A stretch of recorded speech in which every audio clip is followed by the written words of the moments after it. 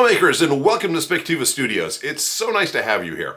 Now this week we're going to explore the concept of painting with texture. What do I mean by this? Well, when we look at most paintings, like I have a few panels here in front of me, I've already painted them up. We have a basic flat blue here, we have a basic flat red here, and this is fine as the foundation for something we're working on. What I would like to do is I would like to overlay this with, if you will, a different paint color, but a paint color that will stand out from the background and also stand up from the surface of what we're doing. Now, let me share it with you. I have a mock that I've created here, just some training and testing that I had done, some of it kind of piping some compound in and having some other things here, and also we're going to work on a concept of doing some taped lines like this. Now, the secret ingredients for this amazing breakthrough here is joint compound. Yeah, this is the kind of stuff you use on wallboard if you're fixing a home or something like that. The beautiful thing about working with joint compound is it's cheap and plentiful. It really is, as a studio add-on, it doesn't cost an awful lot compared to paint thickeners and other things you might use, and it's pretty solid stuff. So I want to share with you a couple of ideas on how I might use this mystery ingredient to really enhance what we're working on based upon, again, this kind of preliminary test that I was playing around with. Now for starters, there's a couple different things I want to do to these panels. And here, again, this is a matter of preference, and what I think will be kind of interesting is that while I'm okay just running these are both satin paints, running satin paint onto these canvases, they're also just kind of a little pedestrian. There's nothing very interesting about them at all. And one of the things I think would be really interesting is if we kind of take a little bit of the shine off of these, but also kind of just change the foundational texture. So what am I talking about? Well, I'm talking about taking our joint compound. We're going to use it in a couple of different ways. I'm going to take a paper towel, because I have one right here, and I'm simply going to dip into the joint compound and get a little bit on my paper towel. Now again, this is a big bucket of joint compound. You don't need an awful lot. But what I'd like to do is I'd like to take the joint compound and I'd like to start to go in to the surface of my painted piece. And I'm basically just going to smear this joint compound around best I can and just get kind of coverage and, you know, whatever kind of angles or patterns I might think is worthwhile, I can look at as well. So I'm really just coming in and just taking and smearing some of this around. And now, this is probably the important part. Now I want to try to remove as much of the joint compound as I can. So using a dry portion of my paper towel, I'm going to come in here and I'm going to really start to try to wipe this away best I can. And again, I might need to use a couple of paper towels so I can get in there. And it's just a matter of, okay, before the joint compound dries, let's come in here and let's get rid of as much of it as we can. And again, we can figure out where to stop. But here's the thing I want you to understand that we've done here. First of all, two things have happened. One, it's taken the sheen off of the paint, but it's also taken that flat color out, and it's leaved more of a model, interesting look that's in here. Okay? So again, I can add more. I can tweak this however I see fit. I think that looks okay. Let me do the same thing with my red panel. Once again, let me grab just a fresh paper towel here, and let's get a little bit of the joint compound on there. Again, I'm just reaching into the bucket here, a little tiny bit. It doesn't need to be too much. And I'm gonna come in and once again, let's get in here and do a little smearing. You can see it's very chalky. It's like a plaster-based compound. And just want to get it around like that little moisture section. There we go. That's a little wetter. So we'll do that. All right. So again, just putting that on there. Gonna let it sit for a beat. Doesn't really need to be there very long. And then the real focus will be now on taking it back off. So with a clean paper towel, let me come in here and let me do just that. I'm going to just kind of getting some of my pigment from the red is coming through. And I'm going to try to pick up as much of this as I can and move it out of here. Another paper towel. Again, you might need a roll of paper towels next to you to really make this happen.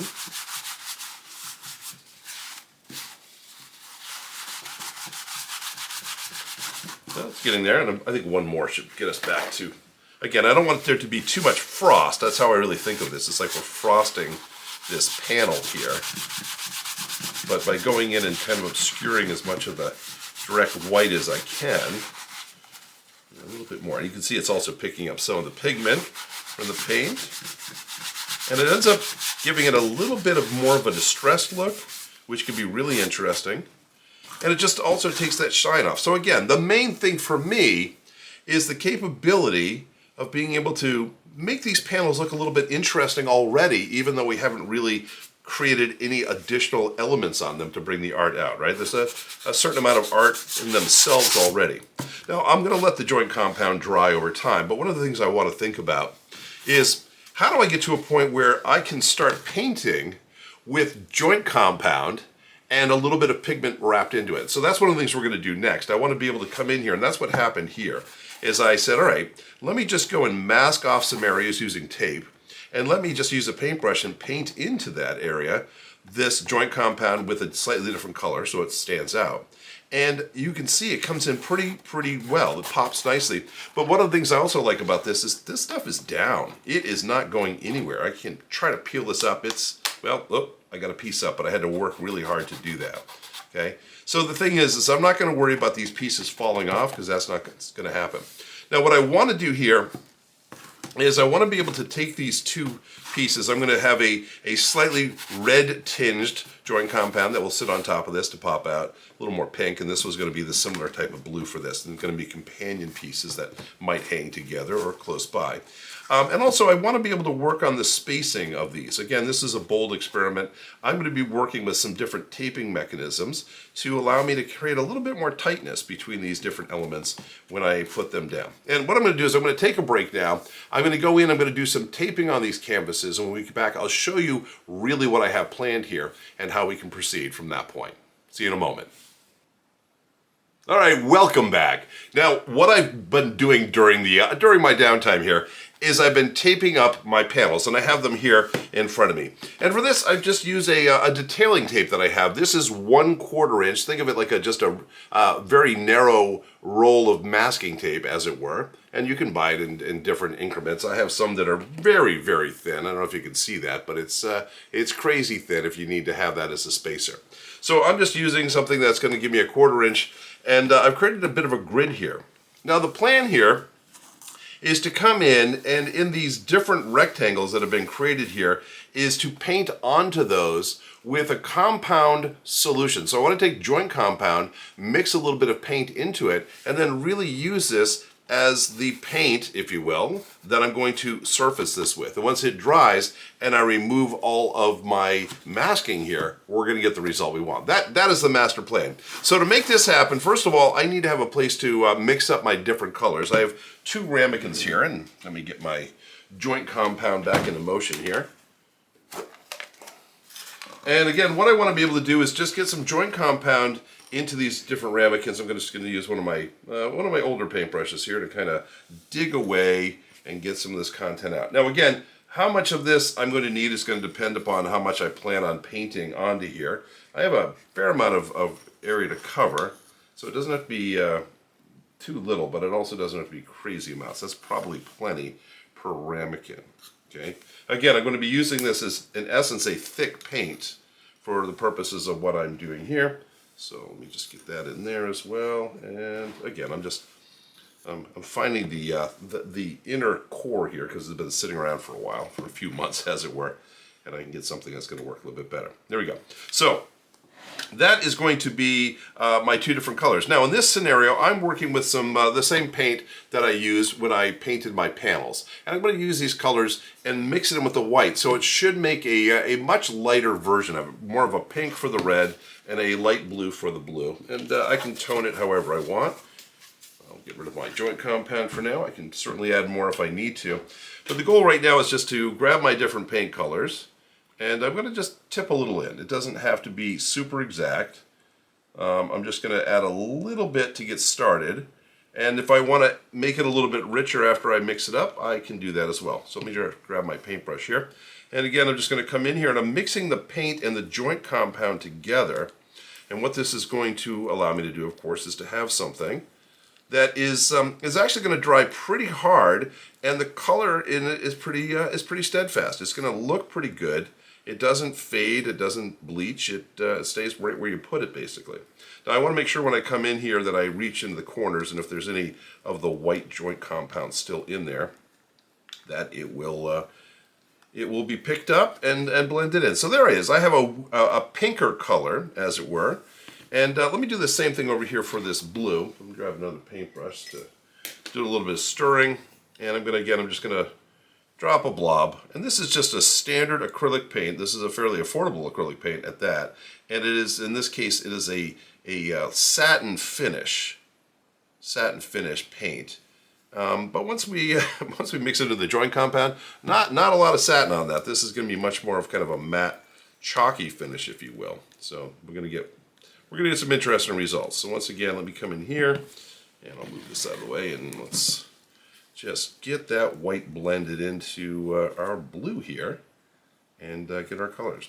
Now again, the objective here is to really just create a color that is going to mix well with the color we already have down here, but the objective again is to have something that stands on top of it that can pop out. And how much you want that contrast of the popping to be is going to be entirely up to you. All right, those both look pretty good to me. And by the way, they're about the consistency of frosting, and so I kind of feel like I'm frosting my panels when I come in. So the objective is going to be basically come in with my paint, as it were, and I'm just going to kind of smear it into the grid area. Now again, I have the definitive grid area. I want to just stay within that.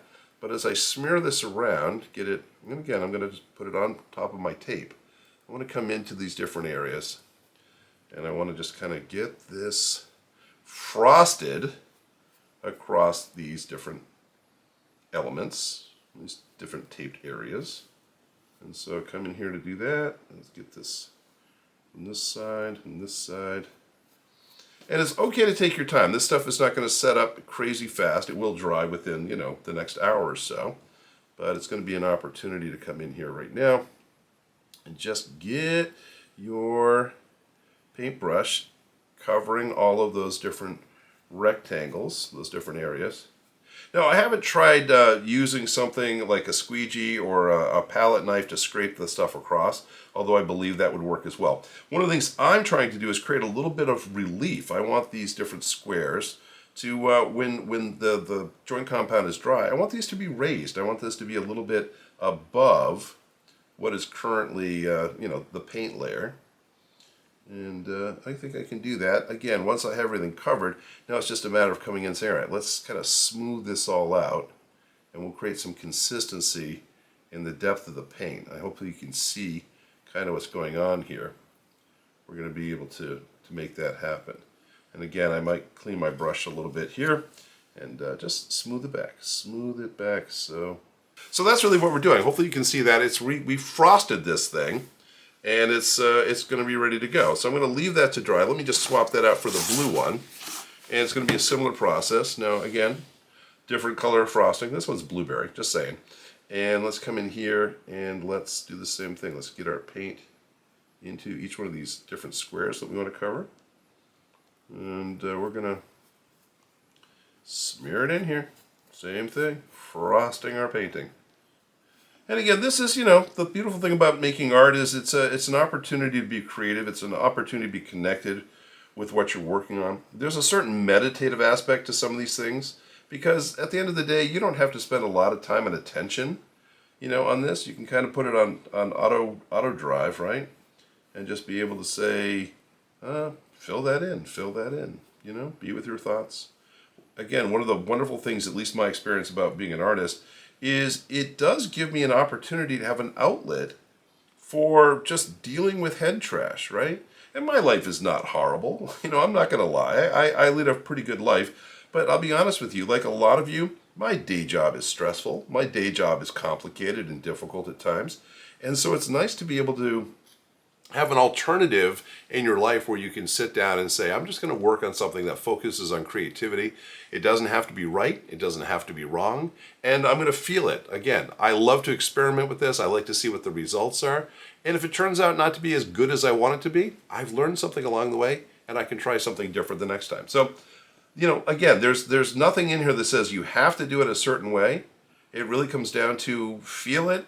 Try different weird things. This is really what we're doing. We're looking and saying joint compound as an art supply. I mean, who thought that this was going to be a brilliant thing? And by the way, we've worked with joint compound in the past. I'll put the video of our last project at the end of this if you want to check it out. It's a very different project with a very different outcome.